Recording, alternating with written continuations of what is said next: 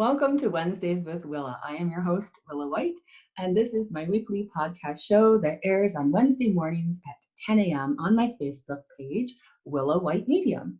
So you can like and share and follow and be able to enjoy all the different shows that I have to offer and other events as well. And I typically have a special guest on the show, and we talk about a topic relating to spiritualism, mediumship, healing, faith, family, and more. And it's so wonderful to have with me today my sweet friend, Barbara Sanson. Thank you for being here today, Barbara. Oh, well, I thank you for asking me, and ladies and gentlemen and people out there that will be tuned in. Thank you for taking the time to grow, to learn, to open up your hearts and souls with Willa's wonderful segments that she provides. Thank you. Oh, thank you, Barbara. And for those of you who don't know who Barbara is, she is a registered Lily Dale medium, and she also was for almost 30 years the chairperson of the Healing Temple. And so she did a lot of good work keeping that Healing Temple going, especially throughout the summer season. A lot of blood, sweat, tears, and some days to make sure that people would have that opportunity to receive spiritual healing on a high vibrational level. And so Barbara is well known here in Lilydale for being such a wonderful supporter of mediumship and of spiritual healing. And so she's a wonderful person to talk about today's topic, which is spiritual healing and the laws of the universe. Now, that sounds like such an amazing title, but Barbara can handle it. She can. And we talked about doing this, probably 6 months ago, I think it was. And it's so appropriate in this day and age, and people need this at all times, but especially right now. So thank you for coming on today to talk about spiritual healing and the laws of the universe. Oh, Willa, thank you very much. And I think it's probably a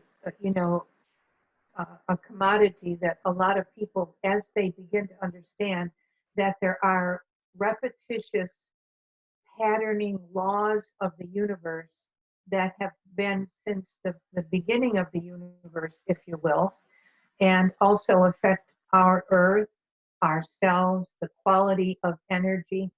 And today, because there are many, and some of them are stronger, or I believe more directly aligned with what human life can comprehend. So we're going to talk about a couple of those laws today and how it is directly correlated with the spiritual healing context of people receiving. Spiritual healing is, if I can just sum it up, and this is a prompt to definition, it may not be the scientific definition, but I'll give you my version. It is the ability of assimilating a vibration of harmony between the receiver, the spiritual world of, and let me qualify this to folks, because a lot of people have their own version of what God means. I would say life force, divine intelligence, infinite intelligence, God, if you like, creator. The Eastern people call it divine creator. So any of those words I may interact and use, please understand that I'm referring to the magnificent oneness that permeates the seen and unseen of the entire cosmos.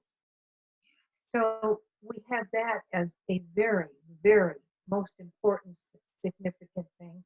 The receiver in a receptive or receptivity of ingesting or allowing themselves to receive the healing energy. And if there is a spiritual healer present to them, that healer is also in tune in mind, body, spirit, to also be the conduit or the vessel, or another word that's a little old-fashioned that people can relate to, the battery, if you will, in the spiritual healing. The number one law of the universe, just briefly to cover on this, is the law of the infinite, or the law of recreation, or the law of the Creator. And from the Tao of Healing, a short passage that will perhaps help you understand better is love is not an emotion or a feeling, but we do call it that here. It is the formlessness and substance that permeates the seen and the unseen of the universe. Kind of hard for us folks to comprehend that, but let's today take off our locks of inhibition and open a little further. The seen and unseen, it is the seed and the womb of the universe. Call it what you will, as I just gave you a little example. It resides just beyond the limits of our ability to describe it. And maybe that is part of the great mystery, and maybe that's just the way it is supposed to be. But the first law of the universe is that ability to recreate, the law of increase, if you will, and it's perpetual creation. When one good is realized, another is released in desire for a greater good than will develop. In other words, perpetual evolution and the motion of creation. So that is really the number one law of the universe. And they, of course, they call that the greater will develop from the good, German word God, if we, or gut, if we then use the principles of the universe. So the law of good, or the law of God, or the law of the Creator, whatever your word is absolutely without question universal. Available to all of us while we are here, and certainly will help carry our infinite journey to the higher realms of etheric knowledge, love, wisdom, spirituality. It is forever the one unshakable business that we have. The second law that is also important for us, and this is where people get in goobers, okay? They get stuck in stuff, is the law of love. Now, we tend to think because we are human we are divine in our creation, without question, folks. But we are so human in our way of process. And so we think often that in the laws of love, it becomes, like I said earlier in the Tao of Healing, an emotion. That is one component of truly the vastness, the incredible bigness, the universal consciousness of what love is about. And for some of us, that it may be a very big challenge. Well, don't be hard on yourselves, folks. Just take a breath and listen to what I, to the best of my ability, am going to talk to you about. And may it come to you in wonderful, loving ways to adopt and accept the vastness and expansiveness of what love really is. So we talk about true love. That's not the Hallmark rendition, little piece, but that certainly is the completeness. I always think of The Princess Bride when it comes to true love. My favorite movie, my most favorite movie of all time, especially when he looks at life and her and the situations and he says, as you wish. As you wish is freeing, it's unconditional, it's expansive, it has no limitations, and it is encompassing not only his desire of heart, but that what other desires of hearts are. So that's a great, great line. God bless, the movie and Peter Falk for being the grandfather in the movie, and folks, adult people, if you have not watched Princess Bride, I would highly say you are missing something not only entertaining, it's inspiring, thought-provoking, it has a comic side to it, and it has a grand truth side to it. Don't miss it. It's a great movie. Watch it with your grandkids or your children. Okay, let's go back. Well, I like that you're explaining how there's this ineffable quality, which means we can't always put words to our experience with the divine, and that it's important that when it comes to spiritual healing, people understand that the infinite is all around them and also infinitely inward, and it makes us be part of that divine power and that power of love Yes. is that intention, because that would represent right intention when you're doing spiritual healing work. So I think it's really wonderful that you're covering that. Thank you. I appreciate that comment. And I would say, folks, you can't get more love than you already possess. The challenge comes identifying myself with it, allowing myself to let it flow through me, allowing myself in intellectual understanding comes in various waves and stages of our life. And what we know at 20, we hopefully have retained some of the good, and we know now more at 40, 50, and so on. And so I would say, in the concept of you relating to the higher power of love, be gentle with yourself. Don't throw it away. You are that love. You were born out of that love. Your parents, respectfully, I would say, may have been very much deeply physically and emotionally and spiritually connected and have brought life forth in the vibration of, desire and willingness. But it's even beyond that. It's even beyond that. And what I say to people is the chaos, the confusion, if you will, the excitement of the action. If you look at birds and little insects, there's always a dance. There's always something that preludes the orchestration of what peace is about. And the way that I say that for you with love and peace is simply this. Your parents provided the conduits. Chaos was the prelude to the dance. I'm talking about biologically. And then there was an incredible moment of connection, of your life being joined. And that was not joined out of chaos, ladies and gentlemen. It was brought together out of peace. Those components found each other, not out of peace. So you have always been peace. You started out as peace. We forget that. We don't think about that. And also out of love, because those two components of the biological physical joining were brought together in a frequency of vibration, a frequency of rhythm, a frequency of polarity. They were brought together in the laws of the universe. You are the representation of the laws of the universe.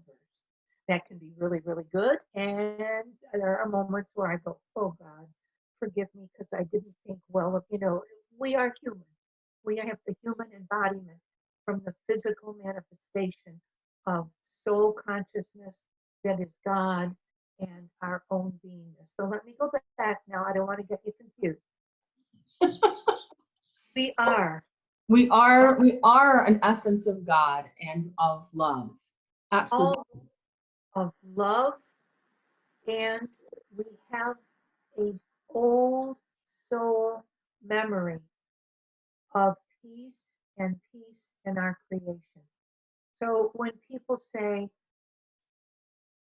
I don't understand the bigness of, let's say, the universal love. Well, we don't always know something. We don't always have to see something to believe it.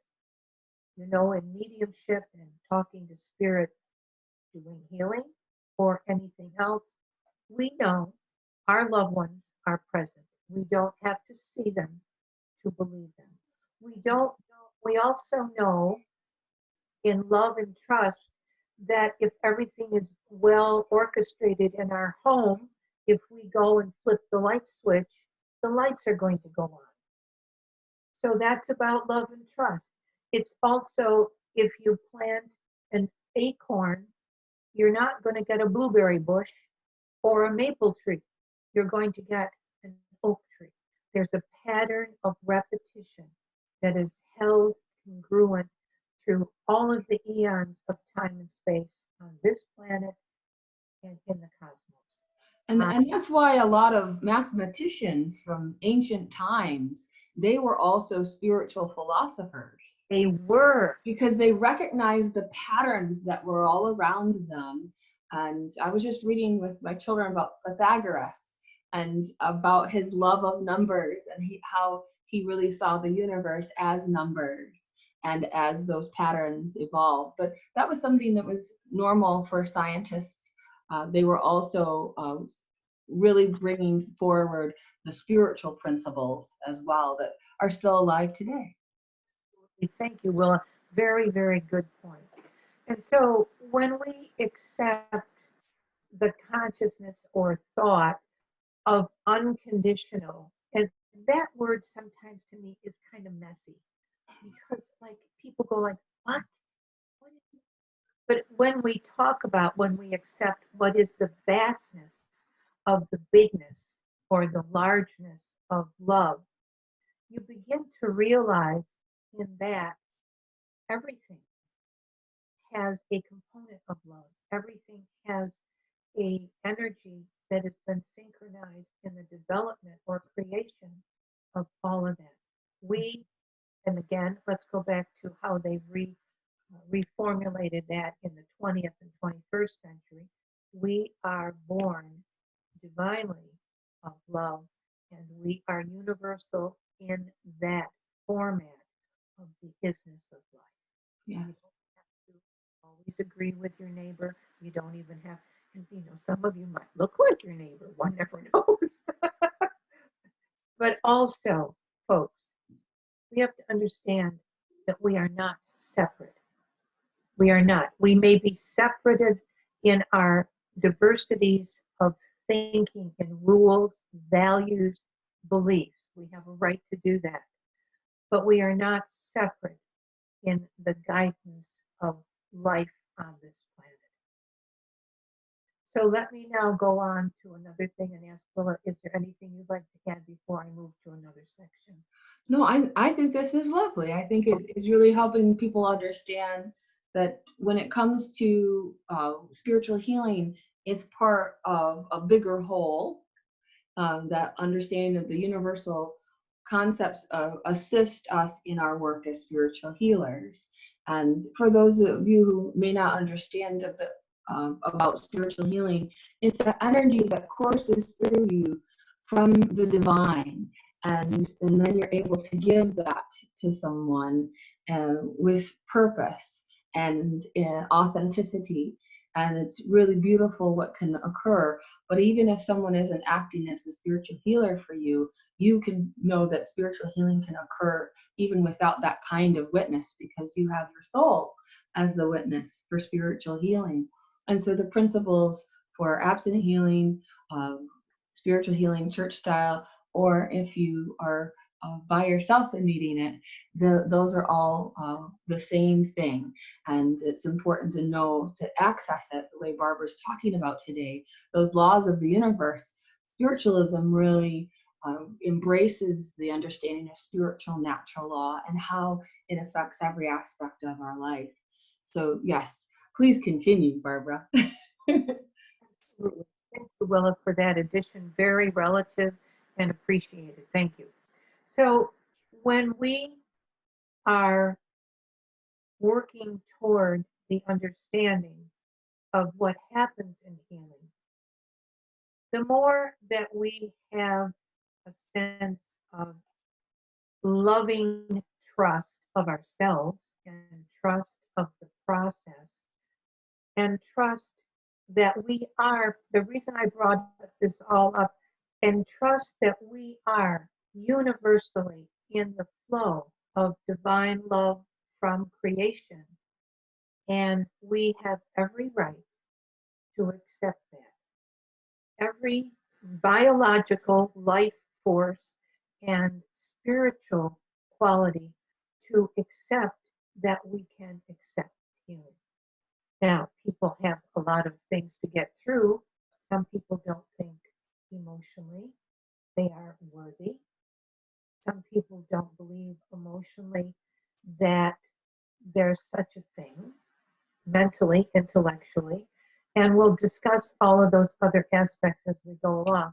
But the first thought, the first educational part of the healer, I believe personally, is to understand who we are and how incredibly magnificent that is to the gift of love and the gift of service.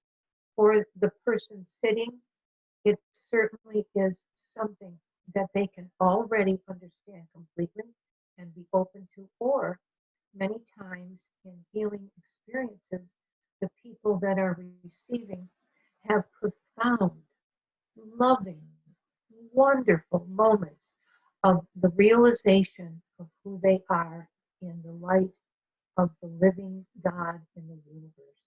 And it actually moves them to many, many wonderful things. Sometimes a few little tears of joy, but it also moves them to the willingness to want to know how they can themselves work to improve the quality of their life. When you do one, you do them all. We are all the same on that level. So to go on, from the Dr. George Lambsa version of the Bible in ancient Aramaic text, he talks about the golden rule and he talks about love. And here's what it is translated in Aramaic. Part of it, not the entire passage. Whatsoever you wish for others, do likewise for them. And then it goes on to talk about ourselves too, but this is very important. So if you wish goodness, kindness, charity,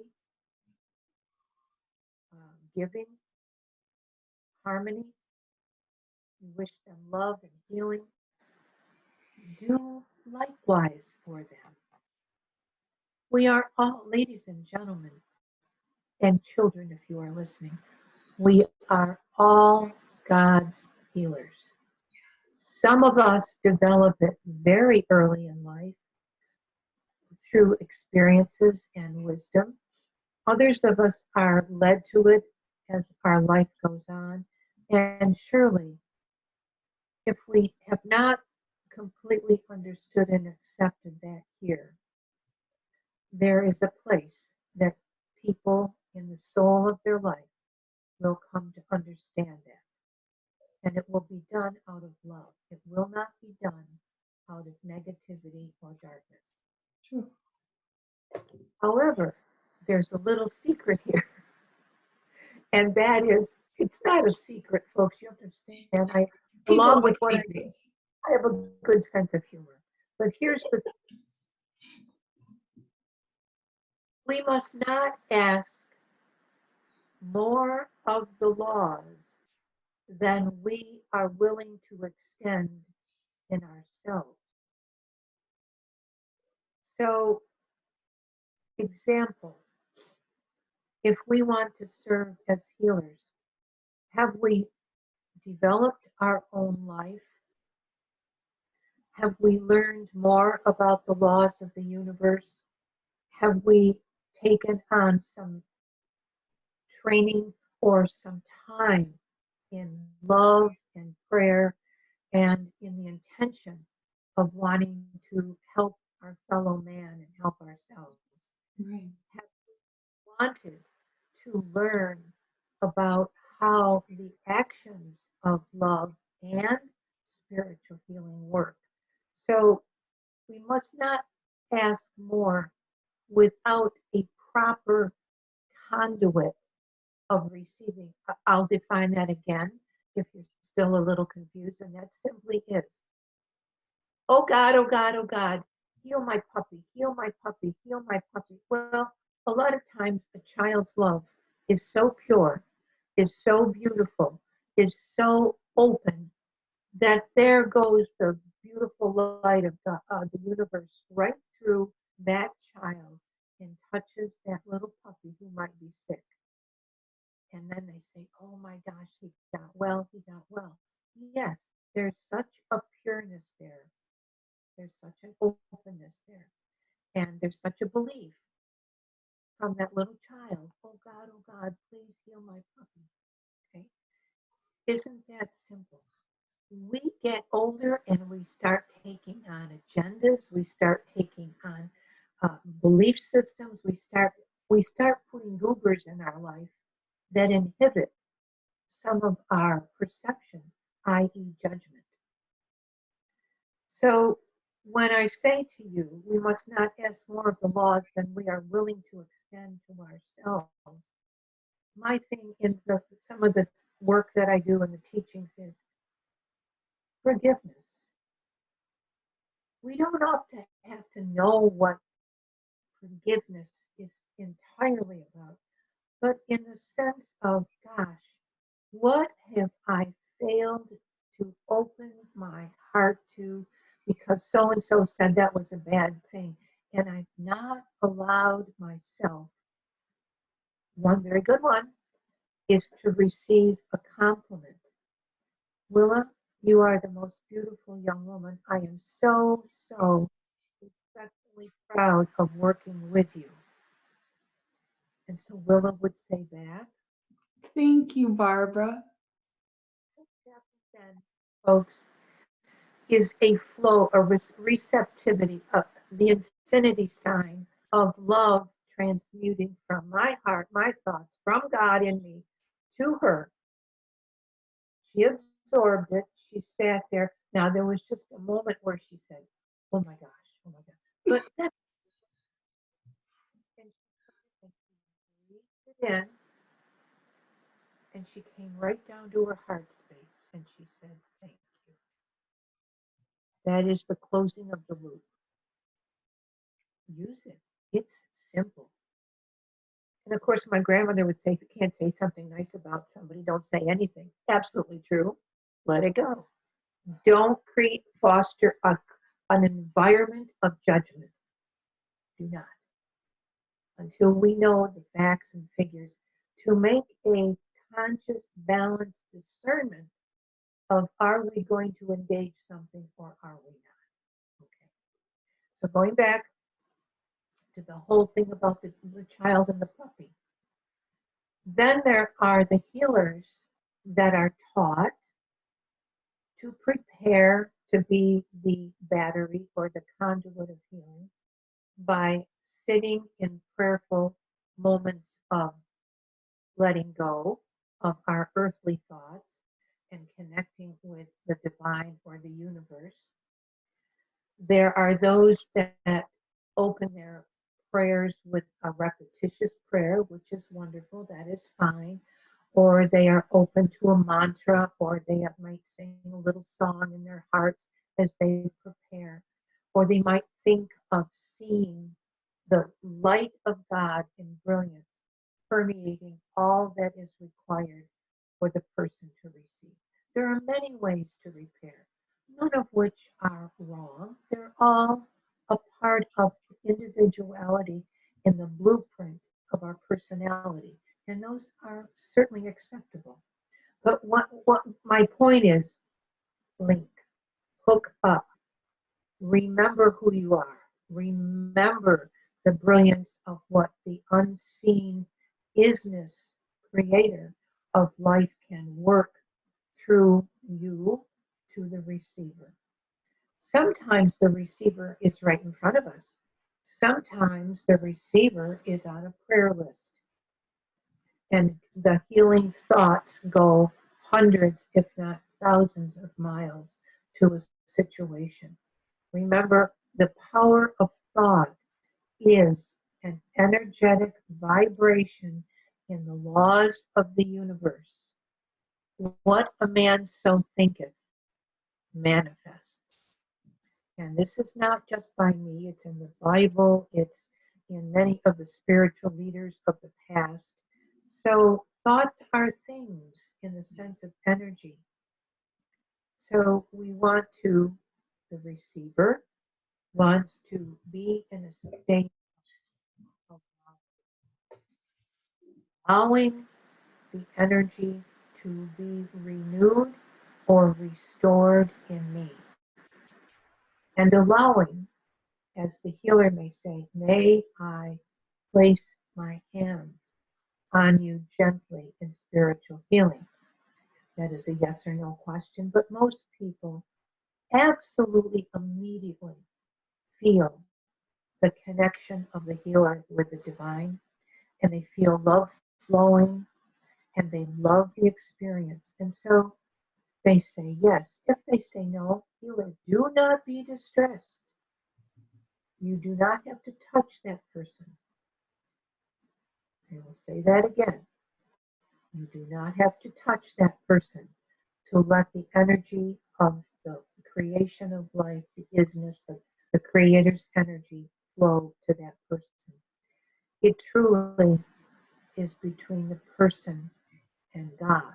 Those are, however, your impact, your words, healers, your demeanor, your manner, your professionalism, your courtesy, your generosity, your kindness, your compassion, absolutely play a role in how the person receives the hands-on healing. Yes. It is you, or the love of you that you have for a child, a parent, that is going to that person receiving. They will feel it. Oh, yes. Now, sometimes the receivers have a little bit of apprehension if they have never heard about this, or if they've been told, well, that's just stuff that isn't good. You don't want to be anybody touching you or near you, or that's just stuff that's hocus pocus. Trust me, folks, when I say this to you in all sincerity. If any of you out there have ever had a life-changing healing, it is not hocus pocus. It is not fluffernutters. It is not something that we're doing because we think as spiritualists we have the exclusive right to do this. It belongs to everyone. The gift of the choice of choosing to be a conduit of God's love. And I don't know about you folks, but you know what? Right now, don't you see that hunger? Don't you see that pain? Don't we see the results of suffering? I'm not blaming anyone. Let's not go there in our judgmental minds. We are living in a most incredible set of circumstances on the universe. And if love truly, not my Hallmark love, although that's a little tiny part of it, of the apple pie, but if love is truly the greatest energy that keeps on in the first law of the universe, manifesting creation and building and creating. And if in the second law we understand what love is about, then we are going to be a strategic part of spiritual healing. It is not for everyone to be a healer. It is not for everyone to be a teacher, a politician, a doctor, a housewife, a secretary, whatever. It's not for everyone. But by the love of God, ladies and gentlemen, I already know that those people out there listening have already been gently called, either by a vision, a dream, a wonderful development of wonderful energy in their solar plexus or their soul, or by their loved ones. It is an innate right to serve as a healer if you so choose with heart and soul. Willa, anything you wanted to add there before I go on?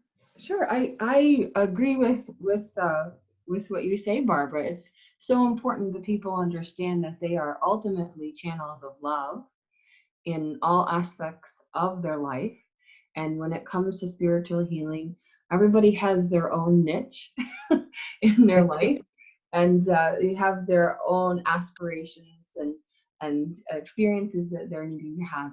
So, as Barbara said, we're not trying to say everyone should sign up to be a spiritual healer, but those that feel on some level that call to them to want to know more, there's an energy of ordination that happens before people are ordained into a circumstance. Or ordination, in my opinion, does not just happen on a ministerial level. It happens within that soul. Something ignites in them and says that they want to do good. It's the reason why a teacher truly desires to be a teacher, why a doctor truly desires to be a doctor in the purest sense of the word. And so that's how it is for spiritual healing as well. And as you were talking, Barbara, I was remembering different instances where Jesus was a healer for people, and there came to be this dependency on him to heal situations. And at one point, uh, he said, "It's not necessary for me to go and heal this person. They have been healed Yes, just by you asking for it." So it was really kind of fascinating to me how certain powerful healers, Jesus being like the supreme one example that we can call upon, he really helped people to understand that God's love was all around them and that they could access that energy. It was a little easier for him. yes, And I think someone who's practiced and trained and is in that space of trust, it is easier for them. And so you're looking at Barbara, who almost 30 years as the chairperson of the Healing Temple here in Lilydale.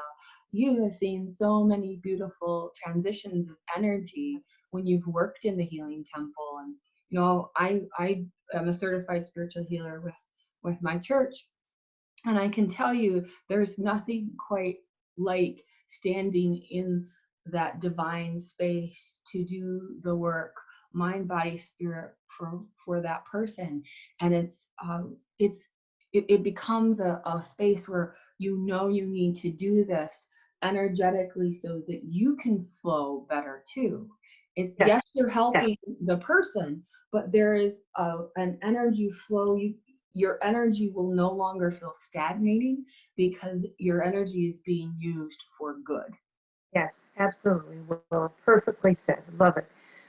To remind us that, again, on the pathway, well, what happens when we commit our intention to want to fulfill the learning of being a healer? Not only do we learn the experiential techniques and ways that we can apply or be present for healing energy, something wonderful happens inside of us. So it is a duality. It does not just affect the person receiving. We are also, in a way, healed of obstacles, blockages, constrictions, things that hold us back in our thinking or our actions. Our soul begins to awaken and go, oh, you are beginning, dear one, to understand what the magnificence of love and the service of love through the Creator is really all about. And so I tell the new people that come, let practice your connection to the divine. If you can sit for 10 minutes to 15 minutes a day in a little bit of a prayer and practice the isness or the love energy flowing into you, consciously asking for it to be apparent, gently, safely, lovingly. And so the first thing is to know, if you will, in the old word in spiritualism, attunement. Attunement to the divine. Perhaps you also recognize that you have angels, guides, and teachers. That is a whole other segment, folks. We're not going to get into the depth of that today, though they are there. But call in the highest vibration of love and practice receiving it so that you know how it affects you spiritually, emotionally, mentally, and physically.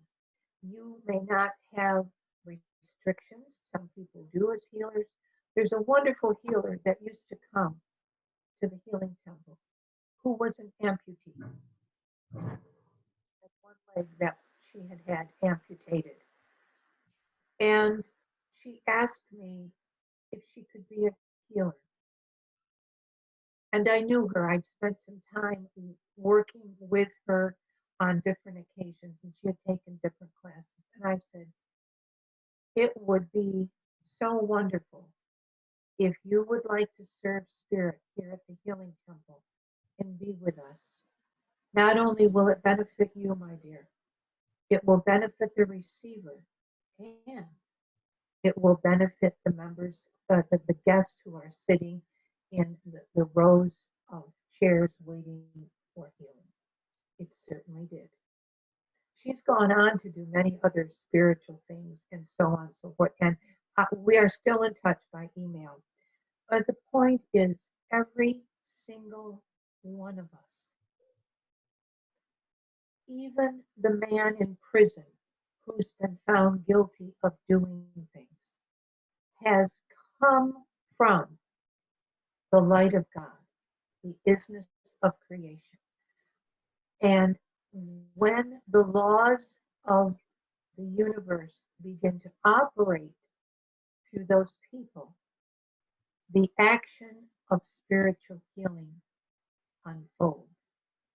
Spiritual healing is the energy brought to a person to renew and replenish, if you will, very important word, replenish their consciousness in the understanding of divine consciousness and in the power of knowing who they are. Other things then can transpire: emotional healing, mental healing, and of course, in evidence, physical healing, which people put so much credence in. But ladies and gentlemen, well, that is magnificent. And it does not happen for everyone, but it can happen for many. What I want to say is, other parts of us may receive the healing consciousness greater than, let's say, a physical healing. And we, as many times as healers, I did work for hospice for a while, which I love. And what it taught me is, very early in my beginning career as a minister, it taught me that the love of God does not always say you are healed in the physical, but you may be healed in the spiritual, and you may be healed in the emotional. And I learned that with my first hospice patient, and I will never forget it, because he was a magnificent being. And yes, he did ascend into the spirit world.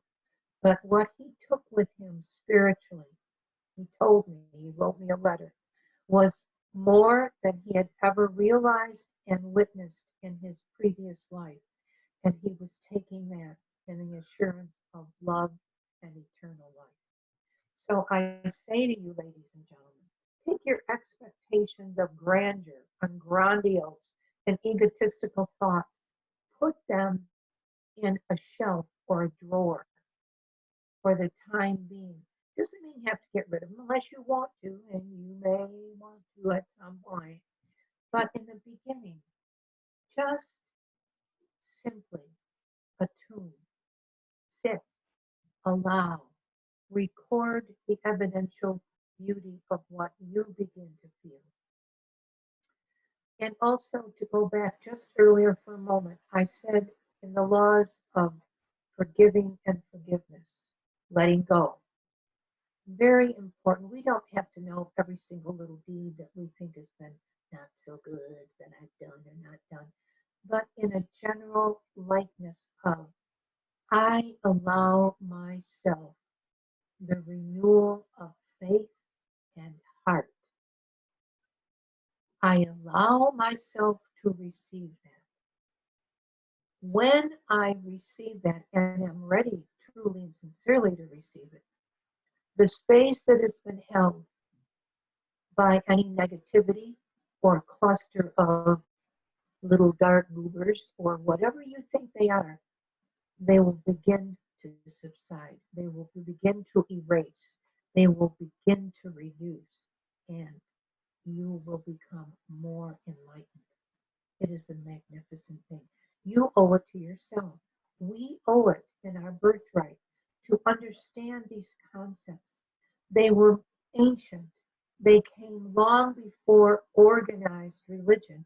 And there's nothing wrong with organized religion in our world today, but we need to accredit the beauty and magnificence of the spirit of life that lives in each and every one of us, that is asking us in a wonderful, kind, and loving way to serve, to do, to commit, to help, to uplift, to be compassionate, to be kind to myself and my neighbors. And ladies and gentlemen, isn't this the most opportune time that you've ever lived through to do this? Whew. I'm going to leave with a thought, Willa. I don't know where we are with time. We probably need to recap for them, and any last thoughts would be really great. Any last thoughts? Folks, any last thoughts? The power of spiritual healing was not given to one and not the other. We all have the ability to use it, to understand it. Some will do so much better than others because some of us are better chefs or teachers than we are computer experts, if you will. So the gift of love and heart that flows. God has no favorites. And in a very strange way, we do very, very good at judging ourselves. God created us in love and will accept us into the eternal world in love without judgments of what we have done or not. If we have led a life of true love and forgiveness, it will happen. So we can all be healers. It requires a little work, you know. You just don't go to the store and buy a package of it and say, oh, I'm going to eat this and it's going to be fine, or oh, I'm going to do this. No, no, no. It requires your spiritual, mental, emotional, and physical investment. Yes. And I can tell you from 30 years, it is the most magnificent thing that we can ever know or absorb into our own consciousness. There are many beautiful things. I'm not disputing all the others. They are beautiful. But when you know that, ladies and gentlemen, you can walk assured in the duality of life, yin and yang, good and bad, and be discerning, be a healer, do good for yourself, do good for others, love your family, your children.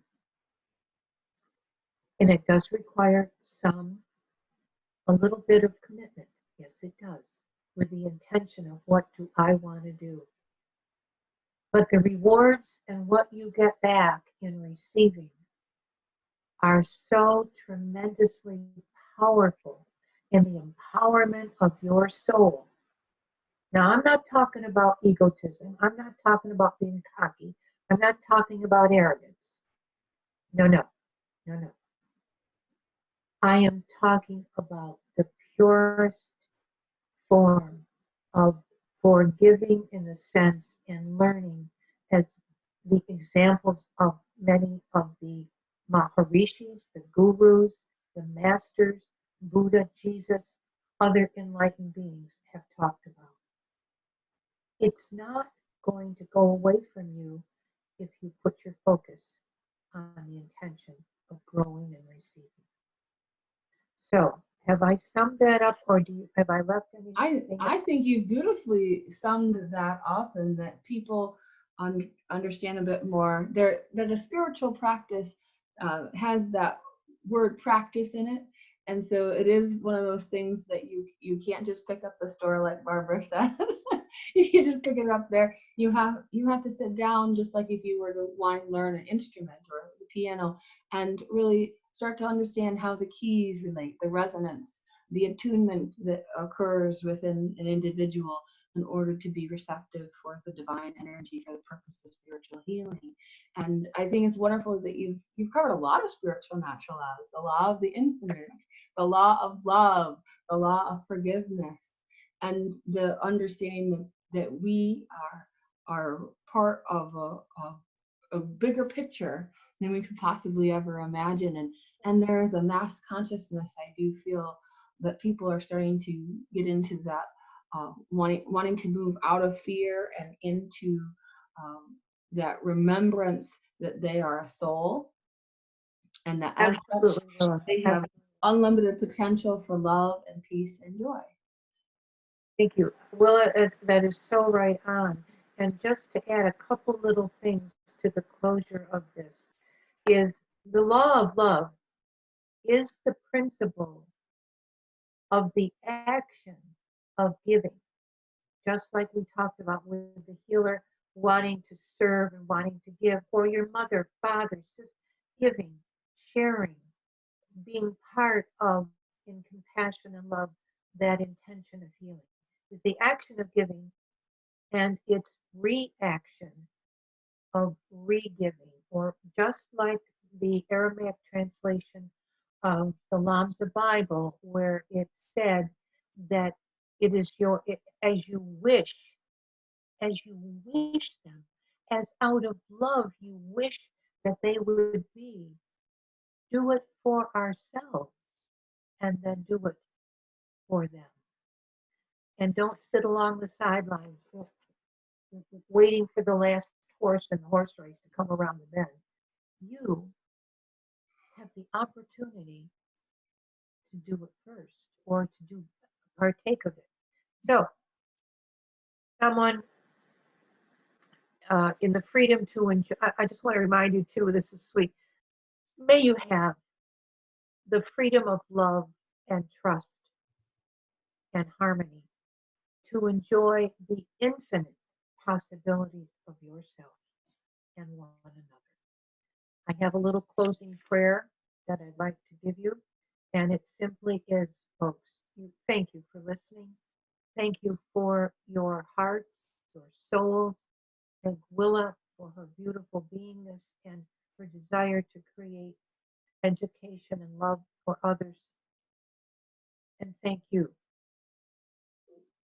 to empower yourself through love and healing.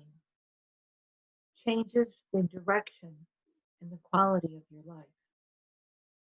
You become less hungry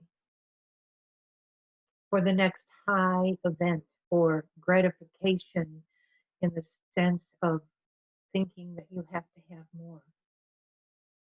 Illusion fades and harmony, the resurgence of peace begin to settle inside of us.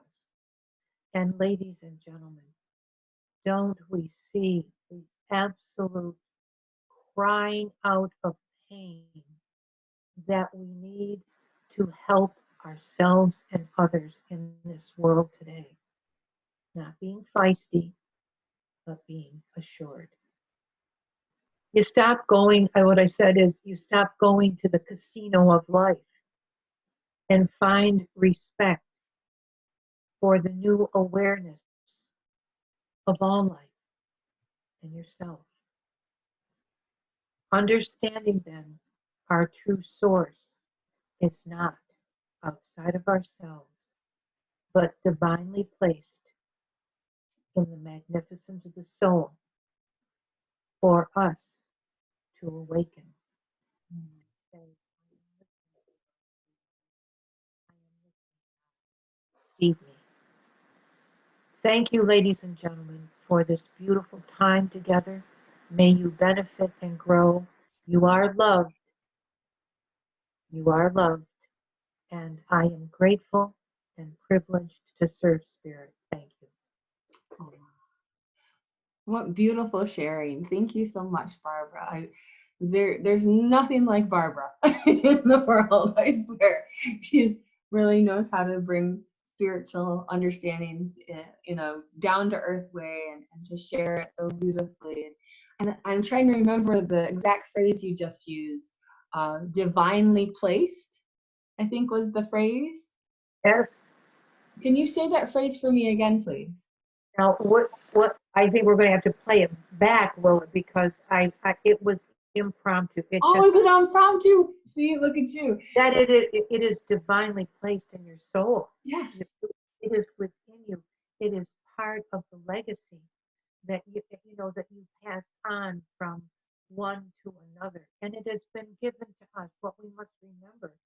Thank you, spirit loved ones who are in the spirit side, the guides and teachers.